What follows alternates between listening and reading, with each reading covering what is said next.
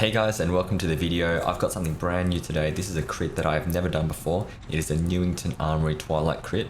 It is around central Sydney near Sydney Olympic Park, and this is my first time doing this course. And on top of that, I've done something incredibly stupid. So my friend Thomas, he's in the grey bike to my left, number 12. He signed up for A grade, and when we got there, I looked at the sign-on sheet and only his name was there. After talking to the event organisers as well as some other people that were racing, they said sometimes for A grade it's not uncommon for only one or two people to sign up and then no one else turns up. So I felt bad for my friend Thomas and I asked the race organisers, could I promote myself to A grade and at least he could be racing with someone? So they let me do that. And just before the race started, 6 strong dudes all rocked up to do this race. So here they are here, and oh man, you are in to see me suffering this ride. The Newington Armoury course is quite simple. It's kind of almost like a teardrop shape. It's very flat, and the main things we had to contend with today was a very strong wind from the southeast, and what you can see at the very top of the course is a 270-degree turn. Now, I've seen videos of people doing this course and it is very common to see people clip their pedal on that corner because they're trying to start pedaling out of it too soon. And I've even seen people going flying head over handlebars. Before our race, we were watching D in the C grade, and there was actually a couple of people who clipped their pedals, and you might see it later on this footage. Anyway, as you can see, as we're approaching this corner, we're about 45-50k an hour, and we have to slow all the way down into the 30s just to get around it. And then people straight back onto the gas, 780, 800 watts just to hold the wheel. In fact, I'm not even holding the wheel here, I'm losing it and I'm doing over 800 watts. So just goes to show the caliber of the people who are in A grade. This is the first lap and I was very nervous that I was about to lose the wheel and get dropped in that first lap. Thomas comes around and saves me here and I jump onto him. But what I'm going to do, similar to my other crit footage, is I'm going to just go through some of the highlights of the race, talk you through them and talk about my overall experience. Alright, let's get into it.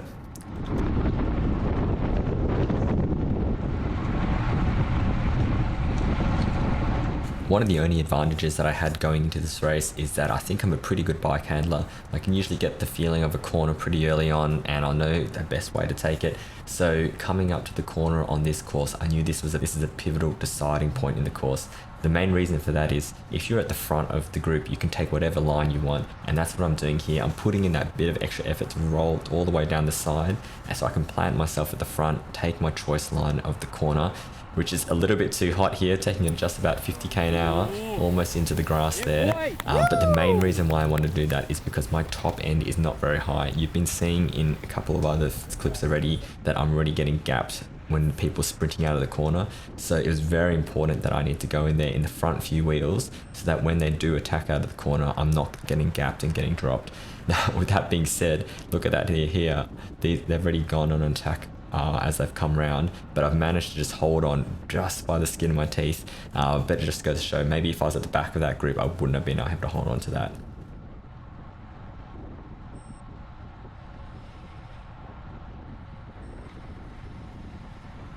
Fast forward to the end of that lap here and we're just about to hit that corner again, and you'll see the importance of having good position. I haven't recovered my position here. I'm sitting at the back of the group, and because of that I have to brake all the way down to 28 kilometers an hour as I go through here.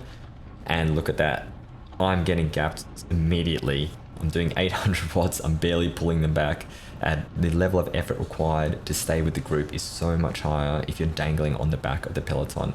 Now, for some reason they do sit up and I manage to catch back on, but there is an alternate reality where these guys don't sit up and they just keep pushing, and I would have never been able to get back onto their wheel, and that would have been my race over. Through this headwind section, the number one thing I'm thinking is to protect myself as much as I can from the wind. I'm hiding in all the wheels that I can, and if there is the opportunity for me to move up in the bunch for free to just make my position a little bit better, I will try and take that, which is what I'm doing up here on the side. The wind is coming from the left hand side of the screen right now, so this is the opportunity for me just to slide up and place myself around the middle of the pack.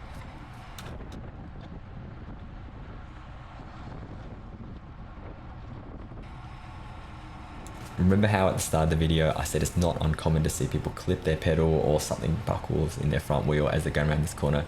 You'll witness it right here as this guy in the third wheel, his front wheel completely bends out of shape, and we slow down massively behind him, and everyone is immediately on the gas trying to catch the guy who rode off the front because he was unaffected. And what you'll see right now is this ends up being the perfect time for someone to launch their attack. So pay attention to your left side of the screen. This guy here in the fluoro bibs, he's identified this as the perfect time for him to attack, and he goes for it. Everyone in the group is pretty gassed from doing that little effort before, so he manages to get himself off the front and detach himself from the group, and props to him because this is in a headwind section. I guess other people also were not super motivated to chase down in the headwind section, but he has easily made himself a nice 10-15 meter gap right there. You can see him off the screen. And Thomas, man, I gotta give it to Thomas, he closed down a lot of the attacks, but one man can't do all of it, and he needs a bit of help from some other people, but they're not really giving him any right now.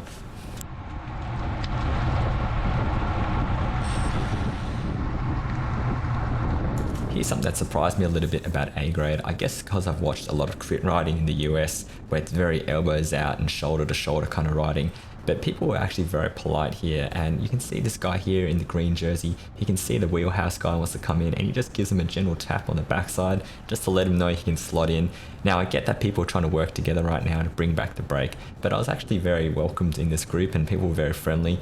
There was a little bit of banter that went back and forth, and look, it was not exactly what I was expecting from A grade. I guess I expected people to be a bit more rough or unwelcoming, but it was actually overall quite a good experience. Now to return the favor and keep it going, I let Thomas slot in here in front of me. But look, I had my own agenda on the line, and I just wanted to sit behind someone that I knew I could rely on. So Thomas, thank you for being that wheel.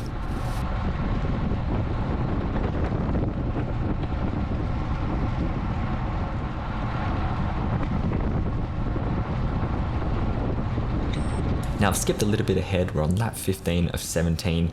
The B grade race is racing at the same time as us, and they're finishing up their race right now. We've caught up to them and they're doing their sprint finish, and from the corner of my eye I can see that someone gets pushed off the track and has gone into the verge, into the bushes here. And as I'm going past, I'm looking over and it's my cousin Michael. I feel pretty bad for him because he's usually in hot contention for a sprint finish, so something must have happened there. When I was talking to him later on, I think there was a little bit of people deviating from their line going into the sprint, and he just was trying to protect his front wheels. So instead of crashing, he just ejected himself into the bushes. But I found that pretty funny.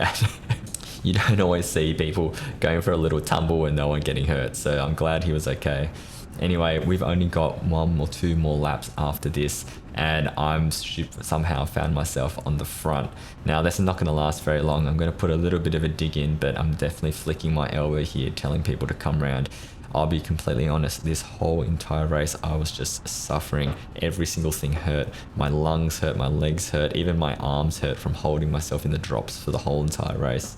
Now it wasn't even that long of a race. Usually I think it'd go for about 35-40 minutes plus 2 laps, but because it was getting dark and we had these rain clouds coming in, they caught it a little bit early, and that's why we only ended up doing about 20 kilometers.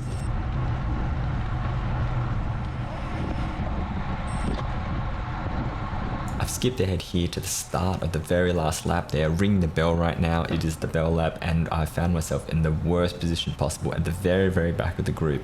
I should not have been here, but I did not have the energy to find any ways to move up, and I'm about to pay for it big time right now.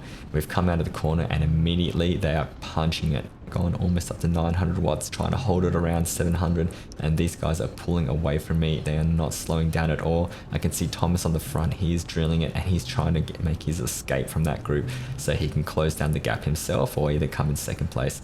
But the problem is I'm in a headwind section here. As soon as I lose that connection with the group, you can see the gap instantly has opened up to like 50 meters, and there is 0 chance of me coming back in a headwind section. On top of that, I was completely gassed at this point, so I resigned myself to my fate of just putting my head down and just trying to finish the race. So yeah, sorry, that clip at the start was a little bit of a clickbait.